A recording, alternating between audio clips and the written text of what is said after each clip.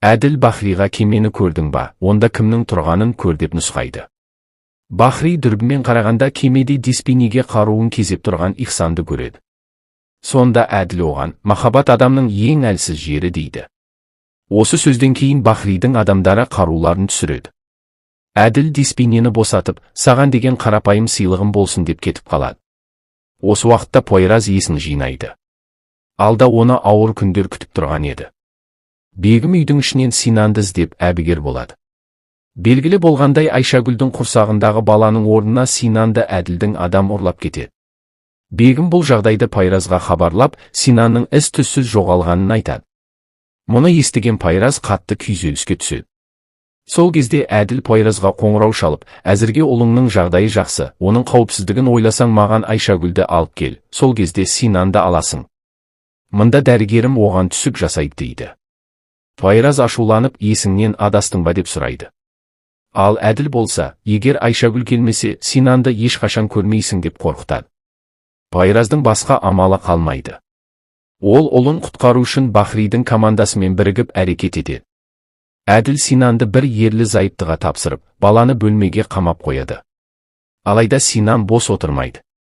Ол ойын ойнап жүрген болып, бір бала арқылы әкесімен байланыс орнатуға тырысады. Ақыры Синан әкесімен хабарласуға қол жеткізеді. Мелтем ойын арқылы Синанмен байланысқа шығады. Сол байланыс арқылы ғаламтор көмегімен оның қай жерде екенін анықтайды. Ал Селжүк өзіне керегін ала алмаған соң, Сүңгілді кездесуге шақырады. Сүңгіл оған қазір қолында ақша жоқ екенін айтып, орнына қымбат әшекейін береді де, ақшаны кейін беретінін айтады. Сүңгілден күдіктенген Садриддин Симаны оның соңынан аңдытуға жібереді. Сима Сүңгілді сырттай бақылап тұрады. Осы уақытта Шевкет Ихсанмен кездесіп, Әділ Топалмен танысқысы келетінін айтады. Алайда Ихсан оған мысқылдап, Әділ Топалда сен секілді адамдар көп деп жымияды. Сол сәтте Сефер мен оның командасы Әділдің ізіне түсіп, оның адамын ұстап алып, Әділдің қайда екенін сұрап ұрып соғады. Бірақ ол Әділ Топал туралы ештеңе айтпайды. Осы кезде Садриддин Сеферге хабарласып, Әділ туралы хабар бар ма деп сұрайды. Сефер оған Әділдің адамын біреу арқылы таптық, бірақ ол ештеңе айтар емес дейді. Сонда Садриддин оны осында алып келуді бұйырады. Жылтырбас оның қолын шешкен сәтте, әлгі адам қаруын тартып алып, сендерге Әділ Топалды сатқанша, өзімді атып өлтіргенім жақсы деп өзін-өзі атып өлтіреді. Ал Сима Ипекті Селжүкпен бірге көреді. Сосын Ипекті шақырып, Сүңгілді сенің бауырыңмен көрдім, сендер не ойластырып жүрсіңдер? Егер айтпасаң, күзетшім сендерді өлтіріп бір жерге көміп тастайды деп қорқытады. Қатты қорыққан Ипек Симаға шындықты айтады. Ол Сүңгілдің тапсырмасымен Садриддинді азғырып, өзіне ғашық еткізгенін мойындайды. Кейін Садриддиннің оған шын мәнінде ғашық болып қалғанын айтады. Мұны естіген Сима ашуланып, Садриддин сені адал деп қабылдады. Ол саған баладай таза сезіммен ғашық болды, ал сен оны алдап жүрсің дейді. Ипек көз жасына ерік беріп, Симаға бұл шындықты Садриддинге айтпауын өтініп, шындықты өзім айтамын деп уәде береді.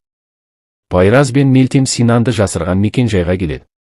Пайраз үйдің есігін қағып, өзін полиция қызметкері ретінде таныстырады. Ол әйелге үйді тінтуге рұқсаты барын айтып, үйдің ішін толық тексеріп шығады. Алайда Синанды таппайды. Ер адам Синанды жуынатын бөлмеге жасырып ұстап тұрған еді. Пайраз үйдің ішінен Синан жақсы көретін пиццаны көріп, ұлының осы жерде екенін Мелтемге айтады. Екеуі үйді сырттай бақылауға алып, Пайраз Сеферге хабарласып көрсетілген мекен жайға келуін сұрайды. Көп замай әлгі үйден ерлі зайыптылар Синанды алып шығады. Сол сәтте Синан әкесін көріп қалады. Ерлі зайыптылар Пайразға оқ ата бастайды. Пайраз ұлына қаш деп айқайлайды. Синан қашып бара жатқанда әйел оның соңынан қуып жетіп ұстап алады. Пайраз оларға қаруын бағыттап, ұлымды жіберіңдер, оның орнына мені алыңдар дейді. Ер адам Пайраздың қолына кісен салмақ болған сәтте, Пайраз оны басымен ұрып жіберіп, тағы да ұлына қаш деп бұйырады. Синан қаша жөнеледі, ал әйел оның соңынан қуады. Осы кезде Пайразға қарай келе жатқан Зұлпықар Синанның артынан бір әйелдің қуып келе жатқанын көріп, оны шақырады. Ал Сефер Синанның алдынан шығады. Әйел оларға оқ атады, оқ Сефердің қолына тиеді. Сол сәтте Зұлпықар әйелді атып өлтіреді. Ал Пайразды әлгі ер адам күштеп алып кетеді. Кейін Мелтем Пойразға қоңырау шалып, оның қайда екенін сұрайды. Пойраз шындықты жасырып, өзі Синанның жағдайын сұрайды. Мелтем оған уайымдамауын айтып, Синанды аман-есен құтқарғандарын жеткізеді. Синан құтқарылғаннан кейін жағдай мүлде басқа арнаға бұрылады. Пойразды Әділдің алдына алып келеді. Ол Әділге Айшегүлге тиіспеуін талап етеді. Бірақ Әділ оған Айшегүл мұнда өз аяғымен келеді. Оның құрсағындағы бала дүниеге келмеуі тиіс деп айтады. Енді барлық басымдық пен айла-шара Әділдің қолында болады. Осы уақытта Ипек Садриддинге хабарласып, оған бар шындықты айтуға бел буады. Әділ Айшагүлге қоңырау шалып, Пайраздың тірі қалуы өз қолында екенін айтады. Егер ол құрсағындағы баланы алдырмаса және өз айтқан жерге келмесе, Пайразды өлтіретінін ескертеді. Айшагүлдің өңінің бозарып кеткенін байқаған Бахри не болғанын сұрайды. Бірақ Айшагүл әкесіне ештеңе айтпай, бәрі жақсы деп жасырады.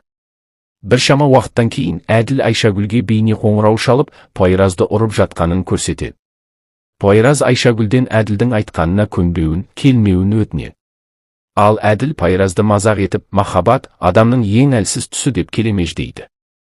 Пайраздың ауыр халін көрген Айшагүл оны құтқаруға бел буады. Ол әкесіне ішім ауырып тұр деп сылтауратып, ауруханаға барғысы келетінін айтады.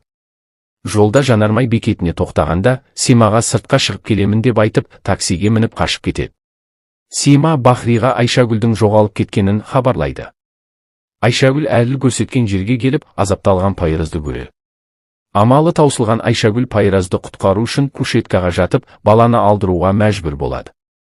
Пайраз ашу мен жан айқайына толы күйде қарсыласады, ал Әділ болса ойы іске асқанын сырттай бақылап тұрады. Бахридің командасы Айшагүл мінген таксиді тауып, жүргізушіден оны қайда апарғанын сұрап, Айшагүлдің барған жерін анықтайды. Алайда олар жеткенде бәрі тым кеш болған еді. Пайраз Айшагүлді көтеріп алып шығады. Осы уақытта Садриддин Ипекпен кездеседі. Ипек оған Сүңгүлдің оны жалдағанын айтады. Мұны естіген Садриддин ашуға булығып, Ипектің бетінен салып жібереді де, атып өлтіремін деп көзіне жас алады. Ал Ипек Садриддинге ғашық болып қалғанын айтып, өлтірсе де бәрібір екенін жеткізеді. Садриддин Ипекті сүйіп қалғандықтан оны жайына қалдырады. Алайда Ипек одан жасырып жүрген тағы бір ауыр шындығы бар еді. Зұлпықар Чигдеммен кездесіп Мелтемге ғашық болып қалғанын мойындайды. Пайраз әлгі оқиғадан кейін ашуын баса алмай, Шевкеттен күдіктеніп бөлімшеге келеді, оның кабинетіне кіріп, жағасынан алады. Ол бастығына, сен бәрін білесің, мен сені өлтіремін деп қоқан-лоқы көрсетеді. Әріптестері Пайразды сабырға шақырып араша түседі. Бөлімшенің күзетшілері Пайразды әрең ажыратып алады. Сол сәтте Шевкет оған, өз өміріңді өзің құрттың. Сен полиция қызметкері болуға лайық емессің дейді.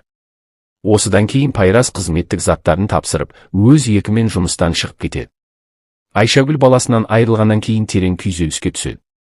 Синан оған бауырым дүниеге келгенде, кішкентай кезіндегі емізгімді беремін дейді. Айшагүл ештеңе деместен, әжетханаға кіріп, көз жасына ерік береді. Ал Пайраз болған оқиғадан кейін жаны күйзеліп, ашумен айнаны сындырып, көз жасын тия алмайды. Айшагүл мен Пайраз бастан өткерген ауыр қайғыдан кейін жан жараларын жазуға тырысады. Пайраз Айшагүлге түсіп жасаған дәрігерден кек алуды ойлайды. Бірақ бұл әрекет Айшагүлге ұнамайды. Ол Пайраздың кек жолын таңдағанын қабылдай алмай, оны жоғалтып алудан қорқады. Ал Бахри өз адамдарымен бірге Әділді іздеуге кіріседі. Олар Шевкеттің үйіне барып, оның жалған құжаттарын көріп, Әділ Топалдың қайда және қай жерде жасырынғанын сұрайды. Алайда Шевкет Бахриға оңайлықпен айта қоймайды. Бахри онымен келісімге келіп көмек беретінін айтады. Шевкет Әділдің қауіпті адам екенін, оның лас істермен айналысатынын және барлық жерде көзі мен құлағы барын жеткізеді. Ипек Селжүкке Садриддинге шындықты айтып қойғанын айтып, заттарын жинап үйден кетпек болады. Ал Сүңгіл өзіне үй сатып алу үшін ақшасын төлемек болғанда, есепшотын Садриддин тарапынан бұғатталғанын біледі. Шевкет Бахриға хабарласып, Әділ Топал бүгін мафия мүшелерін жинап, жиналыс өткізетінін және жиналыс өтетін жердің мекен-жайын айтады. Әділ Топал мафия мүшелерін жинап, оларға Шевкетті сенімді адам ретінде таныстырады. Кейін Ихсанға қарап, егер Шевкет қателессе, сені өзім өлтіремін деп ескертеді. Ақыры Бахри Әділдің жиналысы өтіп жатқан мекен-жайға келіп, сыртта оның шығуын күтіп тұрады. Sadriddin sabırsızlanıp Әділді бірден өлтіруді ойлайды. Бірақ Бахри оны сабырға шақырып, жиналыстан шыққан таныс мафия өкілдерін көреді.